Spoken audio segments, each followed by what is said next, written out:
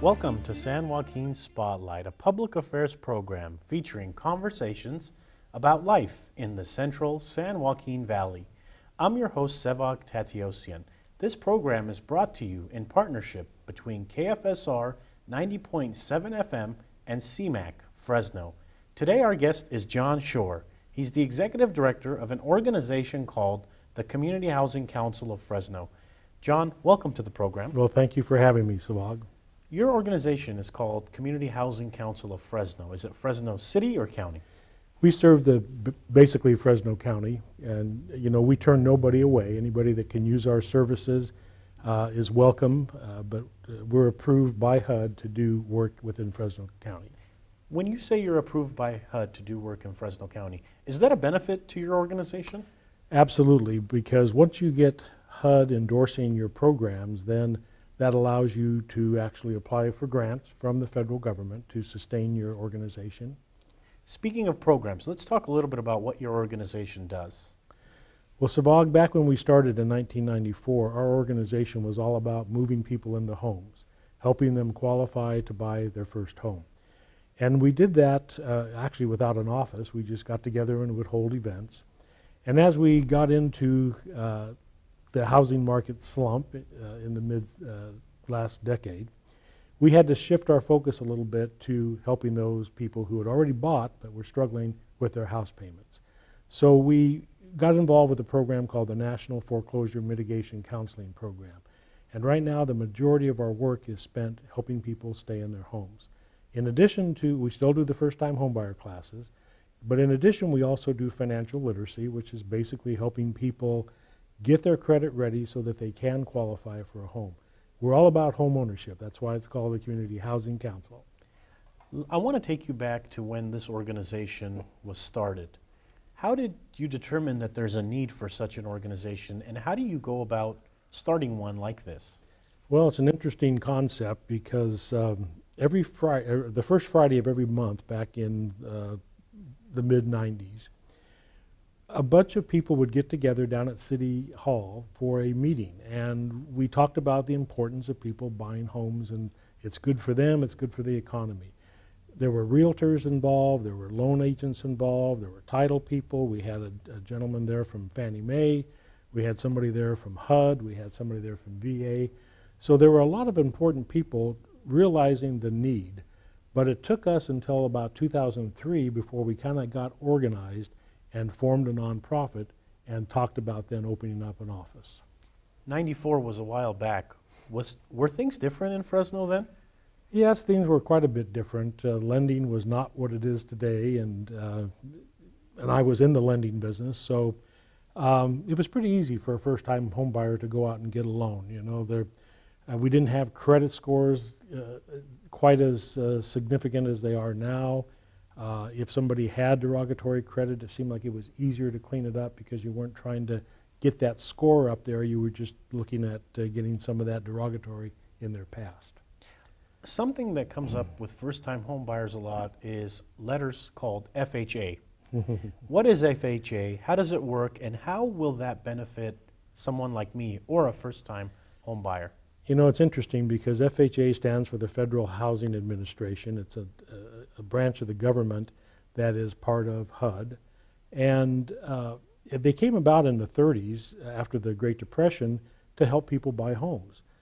Back in the 30s, and I wasn't around, but people have told me that it took a down payment of 50% of the cost of the home before the bank would make somebody a loan. And obviously, if you're trying to recover from something like the Great Depression, that wasn't going to help.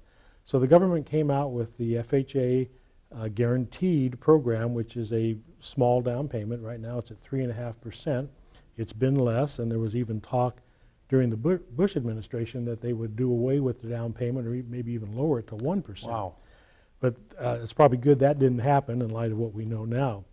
FHA, Sevag, is nothing more than an insurance company. A lot of people don't understand that. They think that FHA actually makes the loans. FHA is not a bank, it's just an insurance company. So the lender underwrites a loan to FHA guidelines, then they get that insurance policy from FHA, and that allows the lender security in case the home buyer can't make that payment. Who are the lenders when it comes to FHA? Are we looking at the same lenders that I would go to if I wanted to purchase a home? There was a point in time where maybe FHA was not available at every lender. Some banks stayed away from it because it's a little more paper intensive than a conventional loan. But now FHA has realized that it's important that their product is available pretty much statewide, countrywide. So FHA has lowered their restrictions and allows just about anybody in lending to do FHA loans. You mentioned that the down payments were different. As we stand now, where is that down payment for FHA loan? Well, it's at 3.5%, but the nice part about that is that FHA still allows for the entire 3.5% to come in the form of a gift. And I don't know what the percentages are, but I'm sure that there are a lot of people who qualify for FHA loans and they're getting a gift from a family member. You brought up an interesting point. If I were to go purchase a home, how much down payment would I need if it was not FHA, and could it come from a gift? Okay, now you're taxing me a little bit because I have not been in lending now for 3 years, but I don't know that this has changed significantly. If somebody doesn't have FHA or can't qualify for FHA, the type of loan then would be conventional. And the guidelines tightened up on conventional lending when we had the mortgage market meltdown. Basically, it's 5%, although there are still some programs out there that have a 3% down payment. But Sevag, the problem with those loans is that the credit score requirement is so high, and there is a direct correlation between having very little money and having a high credit score. So chances are somebody that doesn't have more than 3% is probably not going to have the credit score that's required to get that. The other thing is that private mortgage insurance is needed. Anytime you put down less than 20%, then the lender needs to have private mortgage insurance. And when the mortgage market meltdown took place, those mortgage insurance rates went sky high, obviously because the mortgage companies and the mortgage insurance companies were losing a lot of money. John, you keep mentioning the meltdown. Can you tell our audience members what happened in the meltdown? Do I really have to remember? It was quite an experience, Sevag. I, as you know, owned a mortgage company here in Fresno for 20 years. And I always tell people 18 of those years were very prosperous. We did very good business. In about the middle of 2006 is when the housing market started to falter. And I remember talking to a builder we were doing some business with, and I said, "What do you think about what's happening?" And he says, "I think we're having a collapse in the market." And that word collapse scared me because this gentleman is somebody that knew the market better than I. Builders are very sensitive to what's happening because they've got more at stake than a guy that's just making loans. The word collapse scared me, but that's exactly what came to be. The whole industry just basically fell apart. And as that collapsed, lenders tightened their restrictions, which made it that much harder for people to buy homes.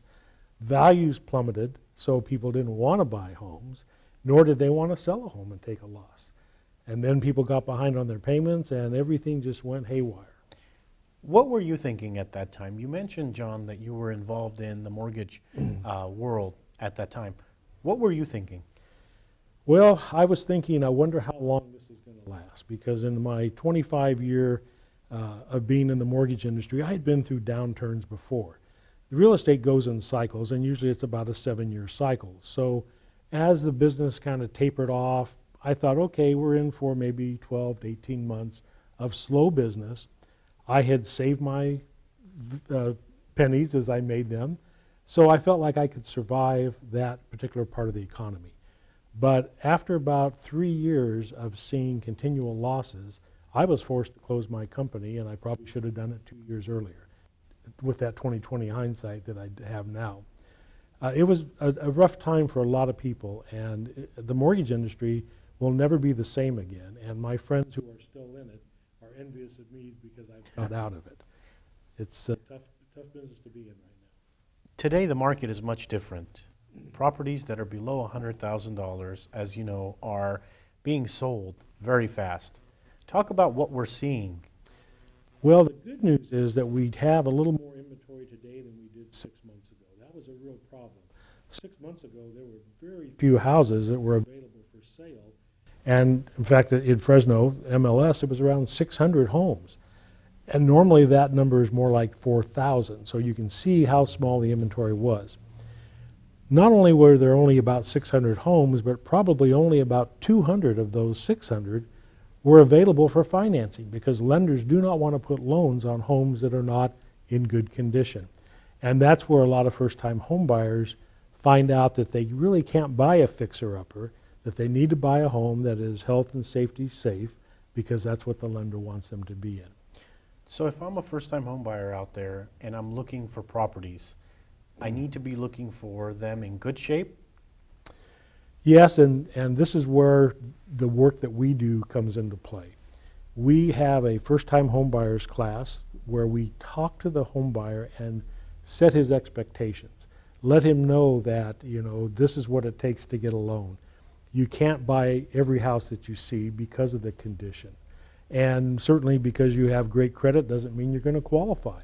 Just because you have great credit doesn't mean the lender's going to give you more of a loan than you can afford. So that education is very important, because what we find out is that the people who come through our first-time homebuyer classes, the realtors come back and tell me how great it is to work with those people, because they understand that it's a lengthy process. It's not like going down and buying a car and getting to drive it home that evening. The buying a home is a long process, and with everything that's taken place in the last 6 or 7 years, it's become even a longer process, and it takes a lot of gumption. You need to stick with it. One of the things that we hear about all the time is the affordability of homes in Fresno. A study just came out that said we're 4th in the nation in affordability. What does that mean, and how does that compare to those who are renting? Well, good question. Affordability simply means how many people, percentage-wise, of the general population can afford to buy a home. And the number that I've last seen was about 77%. That's very high. It means that 77% of the people that are in Fresno would qualify to buy a home. Now keep in mind that that number takes into account the people that are out of work, the people that have maybe lost their home to foreclosure. So still, 77% can afford that home. How does that stack up nationwide? Well, again, we're number 4. There are a few areas of California where affordability is slightly higher, but not much. And what makes homes real affordable in Fresno is the fact that the median price is around $150,000. So when you couple that with low interest rates and a low purchase price, there's the affordability in Fresno. I want to shift gears and ask you a little bit about some of the other things that Community Housing Council does. Your name has come up in the news multiple times when it comes to loan modifications. Yes. What is a loan modification? And had you ever heard of such a word 10 years ago? No, and that's a great point, because there's a lot of terms. Sevag, I've taught a lot of classes at Fresno City, real estate classes, and having been in the business for a total of 30 years, you think you've seen everything, you think you know what's happening, and then all of a sudden there's terms that you're coming up with like short sale, pre-foreclosure, notice of default, notice of trustee sale, that a lot of the industry had not heard of, or if we heard of it, we figured out we'll never have to worry about that. Well, as you know, we had to learn all those terms and find out what it's about. Loan modification was one of the ones that when I first heard that, I thought, oh yeah, right, a lender's going to modify your loan. Why would they do that? They have your house as security. And then all of a sudden, people were getting loan modifications. And some of the early modifications weren't that great. In fact, some of them were actually almost ridiculous, because the person's house payment didn't go down that much. And I also want to make the distinction, because a lot of people don't get this.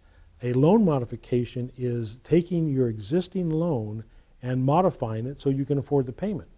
And the lender's not going to do that unless they know that you can afford the payment. So you do have to qualify for it, but it's different than a refinance. A refinance is a total new loan that is put on the property.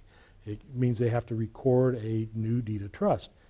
Modification, that's not done. A new promissory note is signed, but not a deed of trust. When they do a refinance, do they take out all of what's the house is worth? Well, there's several types of refinance. One is called a rate and term, which means that you're just taking your existing balance, lowering the payment through an interest rate reduction, or you're stretching out the length of that loan, and that's why it's called rate and term. No cash is taken out. You can put the closing costs into the loan to make it a little bit easier. The other type of loan, and this is the one that unfortunately probably caused a lot of the headaches for people, is a cash out refinance. And they were very popular in the 2 or 3 years prior to the mortgage market meltdown. And on a cash out refinance, lenders would loan you generally up to 80% and sometimes even higher of the value of that home. So if you had a home that was only 50% encumbered with a loan, you took out a refinance, your house appraised for more, you took that cash out. A lot of people like to call it using your house as an ATM. But you know, Sevag, I have a little bit of a problem with that, because doing a cash out refinance, nobody broke the law. Now, obviously, if you lied about your income to get the loan, then you broke the law. But just for somebody to want to take that equity and use it for another purpose, that's what the government wanted us to do. And that's one of the prudent things that financial advisors would have advised. Many people took that money, fixed their homes up. The homes needed to be fixed up. Many people took that money and bought other homes, bought rental properties, and I'm one of those type of people. So we didn't do anything wrong, we just made an investment that went bad. And that can happen in the stock market, it can happen in any type of investment. When people come to you for modifications, what condition are they in? Do they feel like they've made mistakes? Do they feel like, you know, they're the stupidest person out there? And what is your response to them? Because as you said, it could have happened to anybody. That's right. A timing thing. That's exactly right. Yeah, unfortunately, housing has always been the right thing to do up until about 2006. And then buying a home was not the smart thing to do. So we went through about a 5-year period where it didn't make sense to buy a home, even though some people were buying them. When people come to us, they find out about what we do.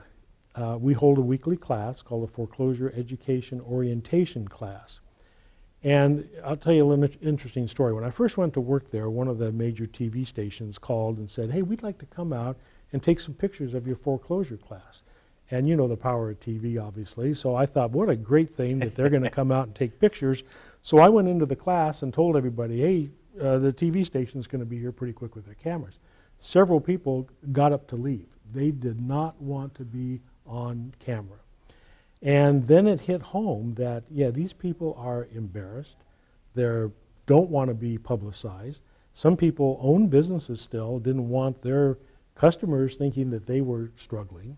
So there's all kinds of things attached to that. Bottom line is that unless you lied to get your loan, you didn't do anything wrong. And you're unfortunately at the wrong place at the wrong time in history. I think history will show that home ownership is where it is the best thing for people to get ahead in life. But for somebody who's struggling to make their payment, it's a whole different ballgame for them right now. I saw you at a meeting with the Attorney General of California. She was in the news a couple of months back because she was doing some things. Talk about the laws and the lawsuit she was involved in. Well, and I have to tell you, Sevag, that lady, Kamala Harris, is somebody who I really would like to see be our governor and possibly even a president. She is a dynamic individual, and she has done so much for California housing. It's almost something like you come to work in the morning, you start reading your emails and want to say, well, I wonder what our Attorney General is up to. Because it seems like every day, certainly every week, there is something that she's done to help the housing industry. The mortgage settlement agreement, which was where the 49, and I know we have 50 states, but Oklahoma didn't want to be part of it for whatever reason. The 49 remaining states got together because of our Attorney General and sued the banks for what they had done. Now that we're talking about the 5 major banks, which is Citibank, and I suppose it's okay to name names, it's public history. We got the Citibank, Chase, Wells Fargo, B of A, and Ally, which is the old GMAC. Those banks were doing things that just were wrong. And I have to tell you, I went back and forth on this issue because if somebody's behind on their payments, the bank has the right to foreclose. So that's what they did. Here's what they did wrong, and everybody's heard of robo-signing by now. It was proven that Bank of America was having somebody named Carol Green sign a whole bunch of documents. Well, Carol Green no longer worked for the bank. In fact, she hadn't been alive for 10 years. And that is a true story that can be checked out. So, yeah, if you're going to lose your house, let's lose it proper way, not because the bank forges documents. After all, if we forge a document to get a loan, probably end up going to jail. So the attorney generals get together, they sue the big banks, and it ended up being the second largest settlement, second only to the big tobacco settlement a number of years ago, where those banks now have a certain set of guidelines to live by. And we can get into discussing those guidelines, but I really want to let people know that if they have a loan with somebody other than the 5 big banks, here's where our Attorney General took it a step further. She went to the Assembly and said, look, we need a set of laws here to protect California people against all the banks. And it's passed, it's history, it's law. It took effect January 1 this year, and it's known as the California Homeowners Bill of Rights. And that means that pretty much all of those things that are in that mortgage settlement agreement are now in effect in California. We are so far ahead of the rest of the nation in that particular legislation helping homeowners. Now, we're way behind on some other things, so we don't need to go there. I want to ask you about the loan modification. Are banks modifying loans, and what's been your experience on what those modifications generally look like? You know, when I first started at the Community Housing Council 3 years ago, modifications didn't happen that often. In fact, statistics show that about 1 in 10 people actually get a loan modification. Those are real exciting numbers. Now, I will tell you that I went back and checked our numbers. Our ratio is more like 4 in 10. So congratulations on that, by the way. you. That's a big accomplishment. Well, and it's because I make sure our counselors stay trained. We have weekly office meetings where I let them know about things the bank shouldn't be doing. And we work very closely with the Attorney General's office, and I can thank you for that because you helped me be at that meeting. But we are seeing, because of the mortgage settlement agreement, and I think we'll even see more because of the Homeowners Bill of Rights, we're seeing more banks offer better modifications. So one of the things that I want to get out on the air today is if somebody has applied for a modification, let's say a year ago, 2 years ago, were not successful, and they still are in that house, they need to come see us again. They need to get to a housing counseling agency that does loss mitigation work, because the programs have changed and the loan modifications that we're getting. Just before I left the office to come down here today, one of my counselors was telling me that somebody who's been trying on his own for 3 years got a modification where the lender took $183,000 off of their principal balance. That's incredible. Yes. And what is that called in terms of this whole modification world? Well, that's called a principal reduction, and it's nice because the lender takes that $183,000. Now, what they do, it's kind of tricky because they don't give it to you all at once. They will take that amount, and that amount, by the way, is determined based upon what the homeowner can afford to pay to stay in the house. One of the things the banks have learned, Sevag, is that the entire country is better off if somebody stays in the house versus the bank foreclosing. Nobody wins on a foreclosure. Your house value goes down, my house value goes down, we put people out on the streets. So the bank tries to get that house payment to a point where they know you're going to be able to stay in it. In this particular case, that $183,000 was divided into 3 equal reductions. So the homeowner has to make 12 payments on time, and then they will reduce that mortgage by another 30%, 33%. Another 12 payments, another 33% reduction. So it's kind of like, you know, you prove to us that you can make that payment, and we'll do what we said and take that $183,000 off your mortgage. We're running out of time this week on the program, John, but I would like you to talk about whether the principal reduction is the only good modification, because, you know, people may hear that Bank A is doing a principal reduction, and that's what they want. Yeah. And not everybody's going to get a principal reduction. If the bank can attain a payment by giving you a lower interest rate without doing a principal reduction, that's chances are what's going to happen. Some banks, because of the loan being a Freddie Mac or Fannie Mae loan, they can't do a principal reduction. So it has to be achieved by lower payment or lengthening the term to 40 years. But there's other programs out there, and I know we're short on time, but there's a Keep Your Home California program, which we just now are starting to see that finally take hold, and our agency is approved to do the Keep Your Home California program. At the end of the day, are a lot of people able to stay in homes? Yeah, I have to tell you, I'm excited because I feel like I'm doing work that I spent the last 30 years training for. And that makes me feel good, Sevag. Yeah, I could probably make more money if I was back in lending, but I wouldn't have the satisfaction that I have seeing people come in the office, sometimes in tears because they know they're going to be able to keep their home. You've mentioned a lot of great programs. You've mentioned a lot of things that you do and your organization does. How can people get a hold of you? Well, we're at the corner of Ashland and Blackstone. It's 4270 North Blackstone. We're in the back of the building, so make sure you don't try to go in the front door. Look for our signs out back. But they can also call us. We're at 559-221-6919. Talk to the first person that calls, because if you ask for me, it's going to slow the process down. Any of my counselors can make an appointment and get you in on our program. And Sevag, here's the most important thing. All the work that we do, there is no cost, because it is illegal for anybody to pay and charge for a loan modification. And believe it or not, that law has been around now for quite a while. There are still people, as we speak, right here in Fresno, charging people for loan modifications. We live in a diverse area. Do your counselors speak multiple languages? Absolutely. We have Spanish, we have Hmong, and we speak English as well. John, thanks so much for coming on the program this week. My pleasure. That's all for this edition of San Joaquin Spotlight. My name is Sevag Tateosian. Our guest was John Shore. He's the Executive Director of the Community Housing Council in Fresno. Thanks for watching. Thanks for tuning in to 90.7 KFSR. To our fans at CMAC, that's all for this edition. I'm Sevag Tateosian.